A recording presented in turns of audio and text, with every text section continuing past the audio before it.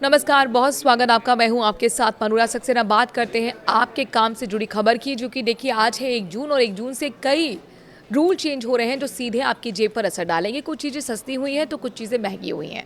तो क्या कुछ महंगा है, पहले ये बताते हैं। देखिए, सिलेंडर महंगा हुआ, कारें महंगी हुई। तो आज से देश में 5 बड़े बदलाव होने जा रहे हैं, जिसके बारे में विस्तार से आपको इस वीडियो में बताने वाले हैं। तो देश में जून महीने की पहली तारीख से कई बड़े बदलाव लागू हो चुके हैं। तेल कंपनियों ने एलपीजी सिलेंडर की कीमत में इजाफा कर दिया है, यानी कि एक बड़ा झटका आम लोगों को दिया है। तो मारुति की कारें भी महंगी हो गई हैं।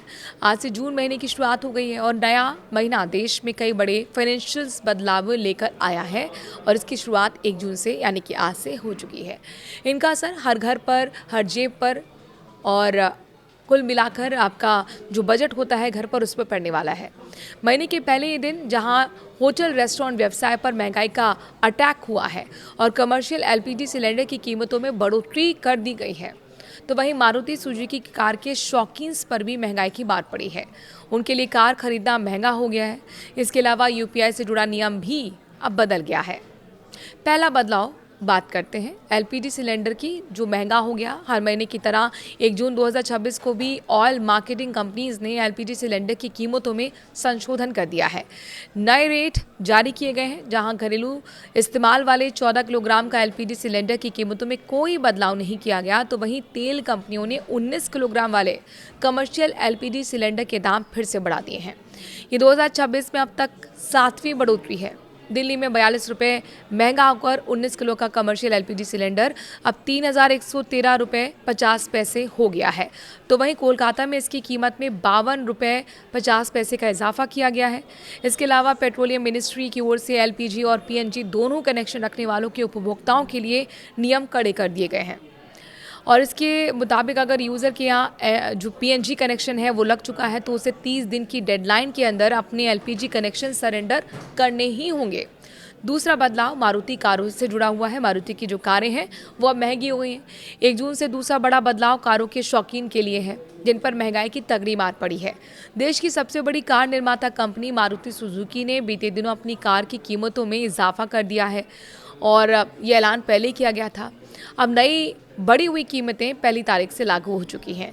कंपनी ने ऑल्टो से लेकर ब्रेजा और विक्टोरिया समेत अन्य कारें महंगी कर दी हैं। मारुति सुजुकी के मुताबिक अलग अलग मॉडल्स पर कार की कीमतों में मैक्सिमम 30,000 रुपये की बढ़ोतरी की जा रही है। तीसरा बदलाव एचडीएफसी बैंक के नियम से जुड़ा हुआ है। जून महीने की पहली तारीख से बैंकिंग रूल में बदलाव हो रहे हैं और 1 जून 2026 से एचडीएफसी बैंक अपने करंट अकाउंट समेत अन्य जो खाते हैं उससे जुड़े नियम उसने बदल दिए हैं।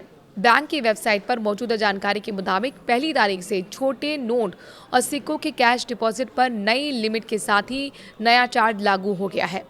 अब तक इन छोटे नोटों के कैश डिपॉजिट पर कोई मंथली लिमिट सेट नहीं थी, लेकिन नोट डिपॉजिट पर करीब 4% और सिक्के जमा करने पर लगभग 5% चार्ज लगता था। अब ये बदल रहा है। बैंक के मुताबिक नए नियमों के तहत 20 रुपये या उससे कम मूल्य के नोट के लिए लिमिट 10,000 रुपये प्रति माह, जबकि सिक्कों के लिए 5,000 रुपये प्रति माह की लिमिट सेट कर दी गई है। इससे अधिक कैश जमा पर 2% की एक्स्ट्रा चार्ज भी लगेगा। ध्यान रहे, ये लिमिट के बाद की एक्स्ट्रा जमा राशि पर लागू होगा। चौथा बदलाव सोलर पैनल से जुड़ा हुआ है। सोलर पैनल भी महंगा हो सकता है। चौथे बदलाव की बात करें तो पहले जून से सोलर पैनल से जुड़ा नियम भी बदल रहा है। 1 जून 2026 से सोलर पैनल के लिए अप्रूव मॉडल और मैन्युफैक्चरिंग लिस्ट मान्य होगी। इसके लागू होने से सरकारी स्कीम्स और अन्य तमाम सब्सिडी वाले प्रोजेक्ट्स में उन्हीं सोलर मॉड्यूलर सेल का इस्तेमाल करना होगा जो इस लिस्ट में शामिल होंगे। इनकी क्वालिटी और गुणवत्ता को लेकर ये कदम उठाया जा रहा है और ऐसे में सोलर पैनल के दाम बढ़ने की आशंका भी है। पांचवा बदलाव यूपीआई का नया सिस्टम है।